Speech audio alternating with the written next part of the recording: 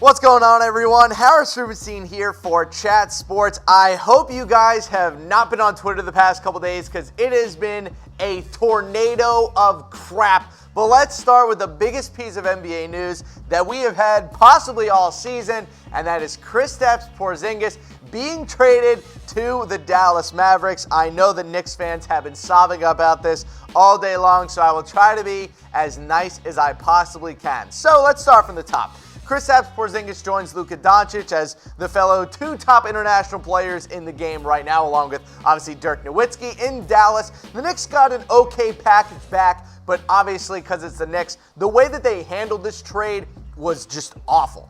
But the real question is, are they going to be able to get Zion Williamson, and will this tank be enough for them to get the number 1 overall pick? So before I get into how they handled this trade incredibly poorly, here's the trade straight up. So the Mavericks received Kristaps, Tim Hardaway Jr., Courtney Lee, and Trey Burke. They sent to the Knicks Dennis Smith Jr., Wesley Matthews, DeAndre Jordan, and then 2 first-round picks. That 2021 first-round pick is unprotected, but that 2023 pick does have some slight protections on it that probably won't matter too much, but again, you know how these things work. If the 2023 pick it hits its protection, then the Knicks will get it unprotected in 2024. So, before we get into how the Knicks handle this trade, who won this trade? Type M for the Mavericks, type K for the Knicks. I think the Mavericks won the trade. My rule with NBA trades always goes this way.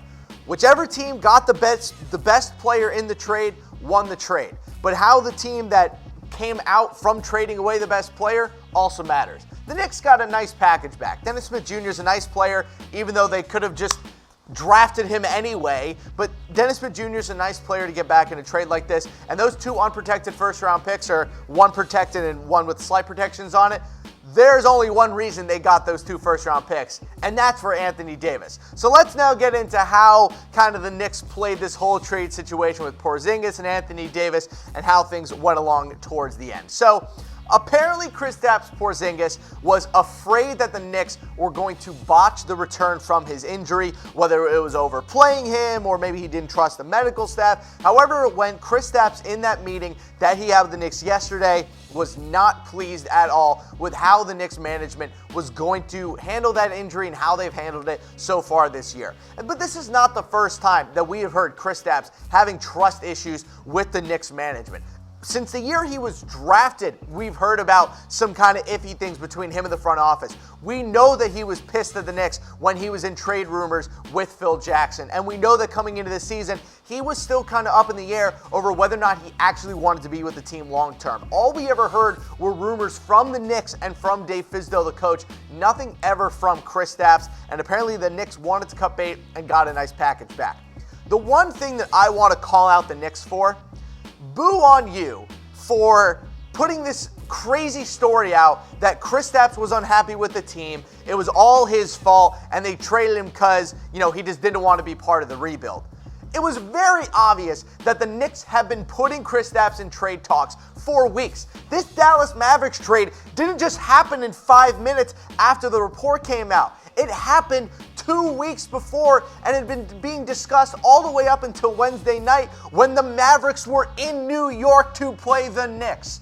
This trade was been planned on for a while, and after that meeting with Kristaps and management, the Knicks pulled the trigger because Kristaps gave them the impression he didn't want to be there anymore. Maybe he was just pissed with the Knicks being one of the worst franchises over the past couple decades and just wanted out of there. But good on the Knicks for at least getting a nice trade package for him and being able to move on in a somewhat cordial manner. And also, holy crap, the Knicks are going to have a lot of cap space next year. The number one thing that the Knicks got from this trade is $75 million in cap space and 2 max slots for this offseason. Maybe Kevin Durant, maybe Kyrie Irving, maybe Kemba Walker, maybe Jimmy Butler. A lot of options for what the Knicks can do with that cap space. Obviously, Kevin Durant is the guy they want, but this trade opens up the possibility. Let's talk about Anthony Davis now. Inspect him to the New York Knicks and Kristaps Porzingis. So we got a report this morning from Sham Charania from The Athletic saying that the Knicks offered Kristaps Porzingis in a deal for Anthony Davis, but the Pelicans did not trust the injury history of Kristaps and chose to not trade for him. Once the Knicks heard back from the Pelicans about not getting Davis, they moved on with their trade for the Dallas Mavericks. So this should be confirmation, though, for anyone that the Knicks are trying to go hard after Anthony Davis. And now with Porzingis out, the Knicks can adjust their offer a little bit to be maybe a little bit more friendly to what the Pelicans want. They are loaded with picks and expiring contracts, plus with all that cap space this summer, they can pitch a lot of different packages to the New Orleans Pelicans. Kevin Knox can be included. Mitchell Robinson can be included. A bunch of unprotected first-round picks can be thrown in the mix as well. The only thing that the Celtics had in terms of their trade offer that was more than the Knicks was those multiple first-round picks that they could offer. The Knicks could offer the number one overall pick, and obviously that's great, but after that, they just didn't really have the total assets. They had the most value, but they didn't have the total assets that the Celtics could throw at the Pelicans for Anthony Davis. Now they do. So we have kind of readjusted what our Knicks and Pelicans trade could be. So this is what I think the Knicks will now offer the New Orleans Pelicans at some point either this summer or at the trade deadline. Kevin Knox and Mitchell Robinson, absolutely. We're about to report to you now that the Pelicans really do like Mitchell Robinson and view him as a piece for the future. Kevin Knox will almost have to be included regardless, just because we know the Pelicans want some young players. And yes, those 3 first-round picks. I know that Knicks fans want Zion, but now you can pitch to a Kyrie Irving or Kevin Durant, hey, we have Anthony Davis, and we're going to sign him to a long-term extension. Come play with us. But the only problem is they're not going to have anyone else on the team because they just traded everyone away. So let me know, who says no to this trade? Give me a K for the Knicks, type P for the Pelicans. I think the Knicks say no just because I don't think they want to give up that much quality. But overall, I think the Knicks now have a much better trade package to offer the Pelicans than they did before. Y'all got mad at us for putting Kristaps in a trade offer for Anthony Davis, and I mean, look, I don't want to lie to you guys, Knicks fans. I'm not here to lie. I'm here to tell you the straight, honest truth. There is a 100% chance that they were offering Kristaps for Anthony Davis. 100% chance.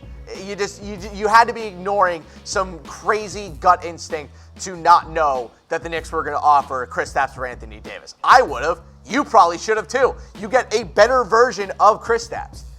Anthony Davis is the better version of Kristaps at a better, more prime age, and is a bigger superstar that could attract free agents. Would be a great trade for the Knicks if they were able to pull that off, but they still get a nice package back. So let me know if you guys think the Knicks or the Pelicans would say no to that one. I think that's a little bit too heavy for the Knicks, but that's just what the Rubenstein trade machine decided to spit out at y'all today. Let's talk about Mitchell Robinson. He's had a really nice season. Turned into one of the best shot blockers in the NBA this season at such a young age. I was definitely wrong on him. I thought he was not ready to be an NBA player, but he has played quite well this year when given the necessary minutes. The Pelicans have always liked Mitchell Robinson and had their eyes on him in terms of drafting him this past draft, and he could be a sneaky good player in a trade. Now, like I said before, he has shown a ton of potential as a rim protector, which is why I put him in the trade for Anthony Davis. If the Pelicans do trade AD to the Knicks, they're going to want a big man back that they can also slot in.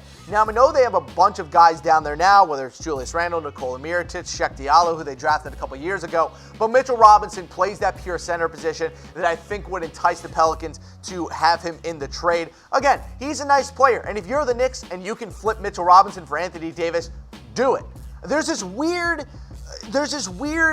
just possessiveness that all NBA teams have over their young players.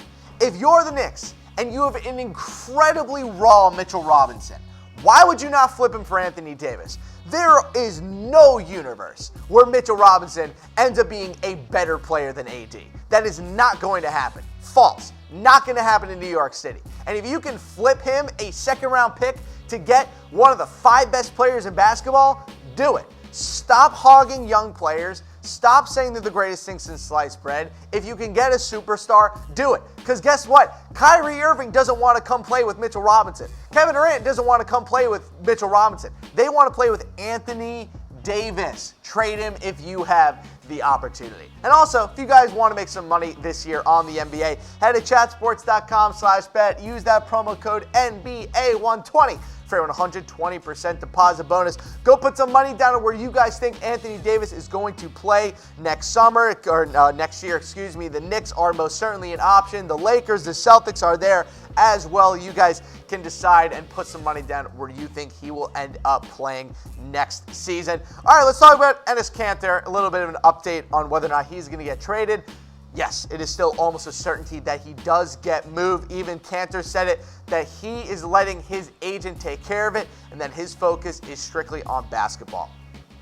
I want to point something out because NBA players talk to each other and they understand kind of how organizations treat players. This is a horrible look for the Knicks. Horrible look for the Knicks because this is a guy who, one, wants to play for your team. Haven't been many guys who actually want to play for the Knicks over the past couple seasons. Is begging for playing time, has gone through so many personal issues this year with outside problems, and he still wants to play for the Knicks. Players notice this stuff. When you bench guys who want to play on your team, when you're putting guys in trade rumors who are leaders in the locker room, players notice this stuff. And it's a bad look when you're benching guys like Enes Kanter when you aren't winning games just so you can tank better. Players notice this stuff. They notice how management treats their players. And I think this is a really bad look for the Knicks. They should just play him. He's not like he's affecting the game. They're not going to win games because of Enes Kanter, but they're putting him on the bench just so they don't randomly win games because of him. I don't like it. I think it's an awful look. Play him some minutes every night. And hell, now that they've traded away half the team, maybe they'll be forced to give Kanter some minutes. By the way, go ahead and subscribe to us here on Chat Sports, youtube.com/ChatSportsTV. And also, be sure to tune in with us next week. We will be live during the NBA trade deadline. Anthony Davis, Kemba Walker, maybe even Kyrie Irving is going to get traded this year. Make sure to tune in with us next week during the NBA trade deadline.